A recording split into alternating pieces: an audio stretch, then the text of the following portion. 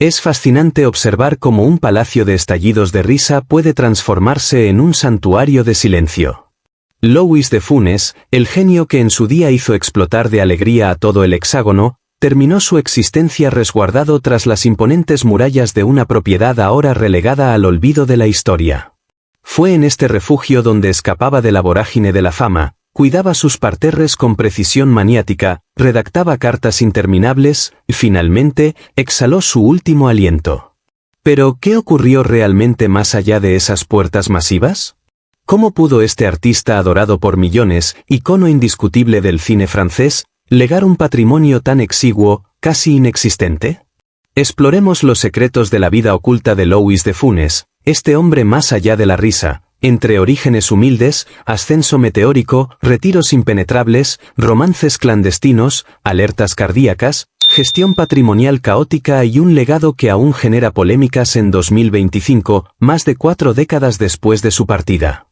Louis Germain David de Funès de Galarza nació el 31 de julio de 1914 en Courbevoie, un suburbio parisino, en el seno de una familia de exiliados ibéricos que luchaban por integrarse en su país de acogida. Su padre, Carlos Luis de Funès de Galarza, un abogado andaluz caído en desgracia, había huido de España para escapar de deudas insalvables. Su madre, Leonor Soto Reguera, descendiente de una modesta aristocracia gallega, poseía un témpel de acero. Louis creció débil y reservado, a menudo objeto de burlas por su estatura menuda, 1,64 metros en la edad adulta, y su habla teñida de inflexiones sureñas que lo hacían parecer un forastero. Era imposible imaginar en este niño acomplejado, que se escondía en las faldas de su madre durante las comidas dominicales, al futuro coloso cómico capaz de provocar ataques de risa en multitudes enteras.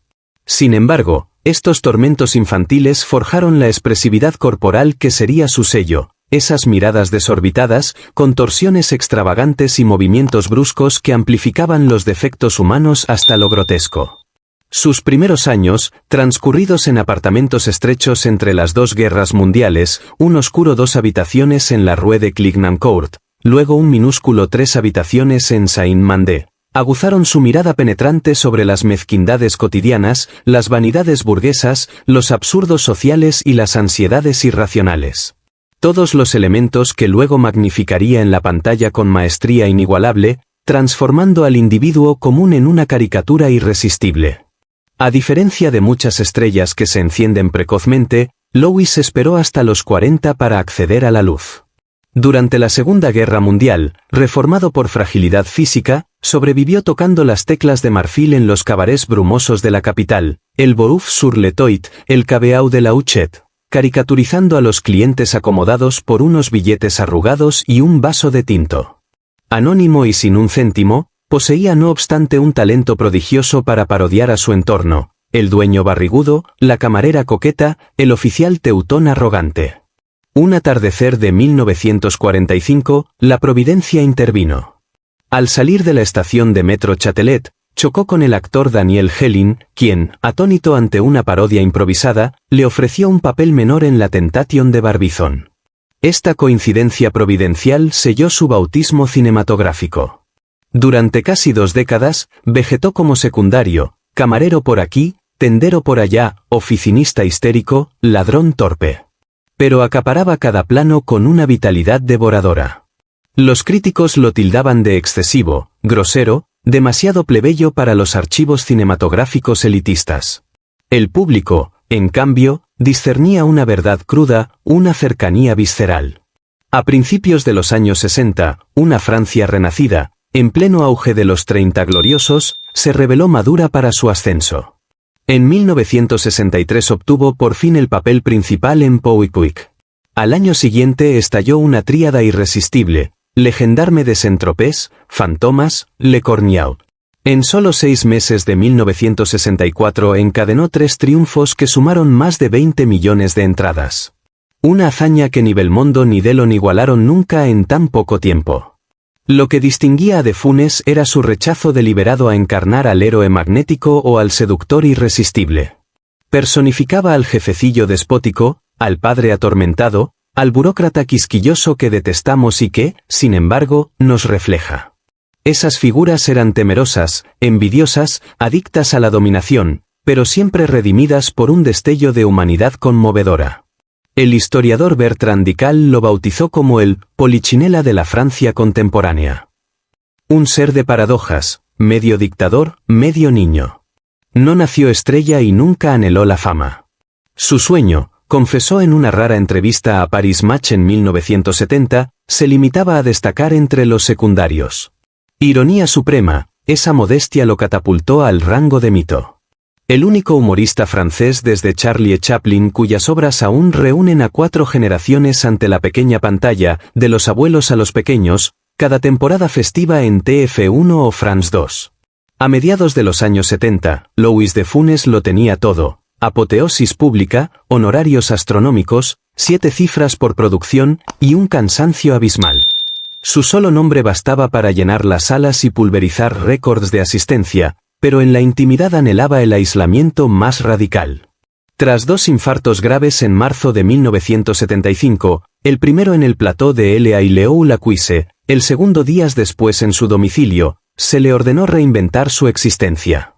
Los cardiólogos le exigieron reposo, desaceleración, abandono de su perfeccionismo patológico. Para alguien adicto al control total, del guión a la dirección, de los trajes a las réplicas, esto equivalía a una sentencia implacable, casi una traición corporal. Abandonó París y se instaló definitivamente en el castillo de Clermont, una mansión del siglo XVIII encaramada sobre el Loira en el tranquilo pueblo de Létellier, a unos 15 kilómetros de Nantes. Lo había adquirido años antes gracias al éxito fenomenal de la Grande Vadrouille, más de 17 millones de entradas en 1966, pero solo tras su colapso se convirtió en su asilo definitivo. Allí, rodeado de rosales híbridos de té que podaba él mismo, de vides muscadet que cosechaba con sus hijos, y de 40 hectáreas de dominio arbolado con estanque poblado de peces, el más ilustre farsante francés se transformó en horticultor apasionado. Dedicaba horas a formar frutales en espaldera, a sembrar bulbos de tulipán importados de Holanda, a repartir pan seco a sus palmípedos junto al estanque. Los vecinos de Létellier lo veían a menudo pasear solo por los senderos de grava, manos cruzadas a la espalda, pensativo, con un panamá en la cabeza y zuecos de goma en los pies. Incluso en este oasis de calma, seguía perseguido por el eco de su propia aura. Los invitados eran seleccionados con lupa. Rechazaba a los reporteros con cortesía firme pero inflexible, evitaba a los vecinos en las misas dominicales y solo admitía a su esposa Jean Barthélemy de Maupassant y a sus hijos Patrick y Olivier en su mundo privado.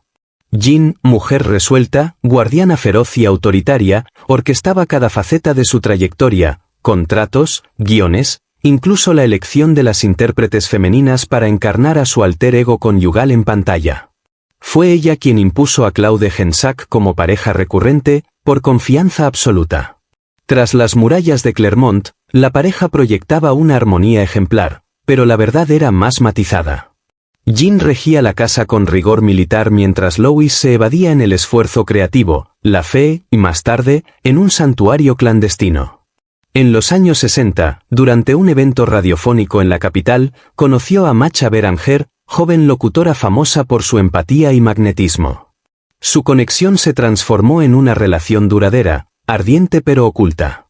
Alquiló una modesta suite en el Hotel Intercontinental para sus citas. Durante más de una década, su idilio permaneció oculto al gran público, conocido solo por un círculo reducido. Cuando Jean lo descubrió finalmente, optó por el silencio en lugar del enfrentamiento. En Clermont, Louis halló serenidad, pero también remordimiento. Temiendo el castigo celestial, rezaba a diario y se aferraba a la obra como a una absolución. A pesar de las advertencias médicas, volvió a los estudios con l'Île-aux-Lacuisse en 1976, luego la Soupe aux Chocs y la Cizagne. Cada producción estaba estrictamente controlada, sin rodajes nocturnos, sin viajes prolongados, siestas obligatorias de 2 horas. La comedia persistía, pero el hombre detrás se apagaba progresivamente. El castillo, antes vibrante, se hundió en una quietud que solo la vida al marcharse dejó tras de sí. En el umbral de los años 80, Louis de Funès era a la vez un mito vivo y un ser vulnerable. El soberano del humor francés avanzaba más despacio, Sonreía menos y ocultaba su sufrimiento tras una disciplina de hierro. Cada esfuerzo en un plató costaba caro, opresión torácica, manos temblorosas, respiración jadeante. Aún así, se resistía a deponer las armas. Mientras el público ría, no puedo morir, declaraba. Pero el destino se cerraba inexorablemente. En enero de 1983 escapó con Jean y su tribu a la estación de esquí de Les Arcs, en Saboya. Odiaba el frío pero adoraba los momentos con su nieta Julia, que se iniciaba en el esquí. Sus allegados recordarán que parecía demacrado, pálido, agotado rápidamente. Aunque bromeaba sobre el aire vivificante de las cumbres, el viaje, destinado a reanimarlo, lo extenuó en cambio. De vuelta en su querido castillo de Clermont, Louis apenas podía subir las escaleras. La noche del 27 de enero de 1983, tras un día apacible en el hogar, se quejó de mareos y opresión pectoral. Jean lo ayudó a tumbarse. Instantes después, se desplomó. A las 8:30, en el hospital de Nantes, el gran Louis de Funès fue declarado muerto, víctima de un infarto fulminante. Tenía 68 años. Su fallecimiento golpeó a Francia como un trueno. Nadie estaba preparado para esta pérdida, ni los espectadores alimentados de sus payasadas en Rava y Jacob y Legendarme, ni las nuevas generaciones que lo redescubrían cada semana en televisión. El Poder Ejecutivo propuso un homenaje nacional, pero Jean lo rechazó. Prefería la sobriedad, la contención, el recogimiento. Los funerales se celebraron en la iglesia del pueblo de Leceyer, no lejos del Loira que tanto amaba. Solo asistieron unos pocos íntimos, Michel Galabru, Colette Broset, Christian Fechner y un puñado de vecinos que lo habían visto deambular por los bosques.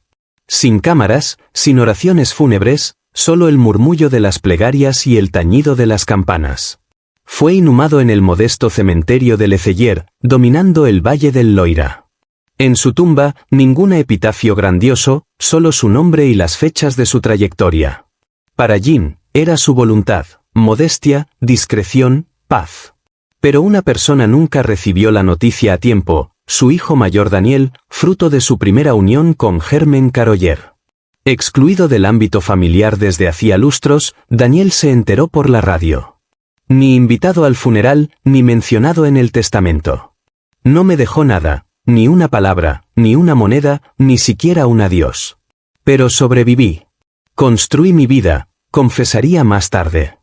Cuando Louis de Funès fue enterrado, Francia lloró no solo a un hombre, sino a una era. La risa que había unido a la nación resonaba aún como un eco que se desvanecía en los pasillos de su castillo ahora desierto. Cuando un artista divierte a millones, se presume que muere acaudalado. No fue el caso de Louis de Funès. A pesar de más de 50 largometrajes y más de 100 millones de entradas en taquilla a lo largo de su trayectoria, no transmitió ningún legado pecuniario al morir en 1983. Su desaparición reveló no solo la pérdida de un intérprete querido, sino también un misterio. ¿Cómo pudo uno de los cómicos más lucrativos del Hexágono no dejar nada a sus descendientes? La respuesta reside en su gestión profesional. Louis de Funès no confiaba en nadie de la industria, ni productores, ni estudios, ni abogados. Habiendo conocido la miseria juvenil, estaba obsesionado con el control y el dinero contante. Según Bertrand Dical, mostraba una prudencia extrema. Como todos los que han padecido la escasez, exigía ser remunerado justamente. Pero una vez fijado el caché, reclamaba simplemente su pago inmediato. A diferencia de la mayoría de sus pares, siempre prefería un pago fijo en lugar de porcentajes sobre beneficios futuros. Este enfoque le garantizaba seguridad instantánea pero aniquilaba cualquier flujo posterior. La elección resultó costosa. Sus obras, aún programadas anualmente en las cadenas francesas, generan decenas de millones de euros para entidades como Gaumont que, según Le Figaro, ingresaría unos 500.000 euros al año gracias a estos clásicos. Nada de eso beneficia a sus derechohabientes. Su familia, su viuda Jean y sus hijos Patrick y Olivier, solo heredó los cachés percibidos en vida. Louis no era indigente, pero su riqueza reposaba en activos tangibles más que en regalías. Su adquisición mayor fue el castillo de Clermont, comprado a finales de los años 60 gracias a los ingresos de la Grande Vadrouille. La propiedad, 40 hectáreas de viñedos, bosques y jardines a lo largo del Loira, se convirtió a la vez en su refugio y su cárcel. Tras su muerte, Jean heredó una fracción del dominio, pero el mantenimiento de tal conjunto resultó insostenible. En 1986, apenas 3 años después de su desaparición, el castillo fue cedido a una asociación de ayuda a personas discapacitadas. Hoy aún, los admiradores acuden en masa a Lecellier, convencidos de que la mansión sigue perteneciendo a la estirpe, pero la realidad es más cruda. Ya no les pertenece. La residencia que vibraba antes de risas es ahora un hogar compartido para artistas mientras su parque, antes jardín privado de Louis, es objeto de querellas perpetuas sobre derechos de suelo y conservación. De alguna manera, su trayectoria financiera refleja a sus personajes, deslumbrante, tumultuosa, perpetuamente en movimiento y finalmente abatida por sus propias incoherencias. Lo dio todo a su arte, pero nunca se detuvo en el negocio que lo rodeaba. En definitiva, Louis de Funès no murió indigente, murió colmado. Pero su fortuna, como su risa, pertenecía al colectivo. Tras las risas y los aplausos, Louis de Funès llevaba una doble existencia tejida de rigores, misterios y tormentos afectivos. Ante el público, era un esposo irreprochable con Jean Barthélemy de Maupassant, su segunda compañera con quien compartió más de 40 años de matrimonio. Pero a puertas cerradas, la verdad era más tortuosa. Su unión con Jean le aportó estabilidad, pero exigía también un control total. Supervisaba cada decisión profesional, los guiones que validaba, los colaboradores con quienes trabajaba e incluso las mujeres que frecuentaba en pantalla. El ascendiente de Jean era tal que se convirtió a la vez en su centinela y su carcelera. Pero antes de Jean hubo otra mujer y otro hijo. En 1936, mucho antes de la fama, Louis se casó con Germaine Caroller. Vivía modestamente en un apartamento de 10 metros cuadrados sobre un café en Saint-Étienne, luchando por pagar el alquiler mientras tocaba en los bares. Su hijo Daniel nació en 1937 cuando la pareja ya se desmoronaba. En 1942, Louis partió a París para perseguir su sueño. El divorcio se pronunció y, con la llegada de Jean poco después, Daniel fue discretamente borrado de la imagen pública de la familia. Durante décadas, Daniel vegetó en la sombra de un padre al que admiraba pero al que no podía acercarse. Contaría más tarde que Louis lo visitaba en secreto, trayéndole discos de jazz y dibujos, marchándose antes de que Jean se diera cuenta. Venía a verme a escondidas, diría Daniel. Me enseñó a dibujar. Me hacía reír, pero yo era un niño secreto. Cuando Louis murió en 1983, Daniel se enteró por la radio. No invitado, no reconocido, olvidado. No me dejó nada, diría con amargura, pero sobreviví. Daniel murió a su vez en 2017 a los 80 años de un infarto, el mismo destino que su padre. Incluso en su familia oficial, las relaciones de Louis eran complejas. Su hijo Patrick, médico, describió a su padre como afectuoso pero autoritario. Se metía en todo. El menor, Olivier, que apareció con él en 6 películas, abandonó más tarde el cine para ser piloto de línea, buscando escapar del legado asfixiante de su padre. Sin embargo, Olivier nunca habló con rencor. En una entrevista en 2000, reconoció que podía ser difícil, incluso obsesivo, pero profundamente humano. Me enseñó la dignidad. Aunque te exploten, haz bien tu trabajo, el boomerang siempre vuelve. Y luego estaba Macha Beranger, la voz que lo reconfortaba en secreto. Su relación, iniciada hacia 1960, duró más de una década. Se conocieron en eventos radiofónicos en París donde Macha animaba programas nocturnos sobre soledad y amor. Para Louis, que vivía en angustia permanente, ella era calidez. Conservaba una pequeña suite de hotel en París solo para ella. Un lugar tranquilo, lejos de cámaras y control. Cuando Jean descubrió la aventura, no dijo nada pero empezó a seguirlo a todas partes, incluso a los platós. Macha, comprendiendo la guerra silenciosa, se retiró con elegancia. Murió en 2009 sin haber hablado nunca públicamente de su amor. Louis de Funès hizo reír a millones, pero su vida privada se construyó sobre el silencio. El silencio de los secretos, de la culpa y de los amores nunca plenamente vividos. Más de 40 años después de su muerte, la antigua morada de Louis de Funès, el castillo de Clermont-en-Letellier, se yergue al borde del Loira, rodeado de los mismos bosques silenciosos que él recorría. Pero lo que fue su paraíso personal se ha convertido en un campo de batalla de burocracia, nostalgia y recuerdos olvidados. La gran propiedad donde se extinguió ya no pertenece a su familia. En 1986, apenas 3 años después de su desaparición, Jean de Funès la vendió a una organización de ayuda a personas discapacitadas, incapaz de mantener este vasto dominio del siglo XVIII y sus 40 hectáreas de parque. El castillo se convirtió luego en un espacio semipúblico, a la vez residencia de artistas y sitio histórico. Pero el tiempo no le ha sido benévolo. Los jardines que Louis cuidaba personalmente se han invadido. La vid se ha callado y la mansión ha perdido lentamente su alma. Sin embargo, el verdadero conflicto no viene del deterioro, sino de las disputas sobre las tierras.